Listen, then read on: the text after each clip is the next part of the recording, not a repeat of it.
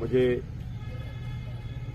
कुछ लोगों ने फ़ोन किया तो मालूम पड़ा, तो मैंने कहा कि डबरा हमको जाना चाहिए और मैं डबरा गया आया और रात को यहाँ के लोगों से मिला, अपने अधिकारियों की पूरी टीम CAC को भी बुलाया और सबको बुला करके समझा हमारे पास बिजली सरप्लस में कोई कमी नहीं, पर मैं लोगों से फिर आह्वान करना चाहता हूँ। जैसे डबरा में हमारे लगभग कितने 17 ट्रांसफार्मर सैंक्शन है, 17 ट्रांसफार्मर सैंक्शन है, पर 17 ट्रांसफार्मर को लगने तो दिया जाएगा। जगह ट्रांसफार्मर तो जगह पे स्थान पे ही लगेगा। अब वहाँ पे ट्रांसफार्मर नहीं लगने दे रहे, पर लोगों से मेरी बैठक की बात हुई है, लोगों ने कहा है कि हम सहयोग करेंगे।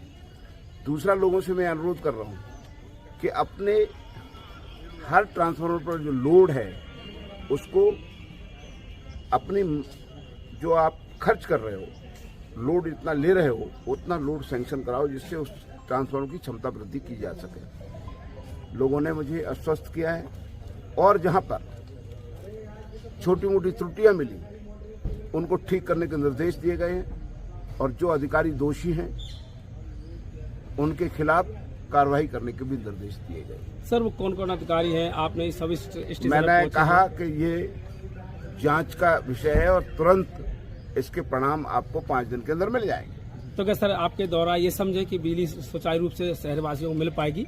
निश्चित रूप से, पर थोड़ा सा जो मैंने कहा है इस चीज का भी ध्यान जी हमारे लोगों को करना पड़ेगा। जैसे जो बस्तियां अगर बच रही हैं नहीं, तो वहाँ विद्युतीकरण कराने का काम भी तो करना है। अब विद्युतीकरण कर नहीं रहे हैं, तो ये भी एक कमी है। अब विद्युत कह रहे साहब में 1000 मीटर दूर मकान बना हुआ है, 1000 मीटर से आपने डोरी डाल ली।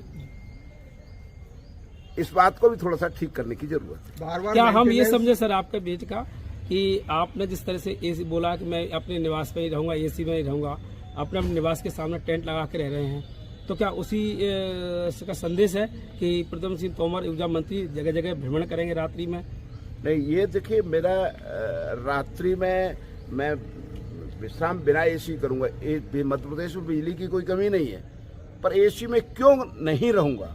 उससे कितना प्रदूषण पैदा होता है, CO2 कितना उत्सर्जन होता है, इसके बारे में भी हमें चिंतन करने की जरूरत है। मैं नागरिक हूं, मंत्री बाद में हूं, मैं किसी का पिता हूं, किसी का भाई हूं, किसी का बेटा हूं।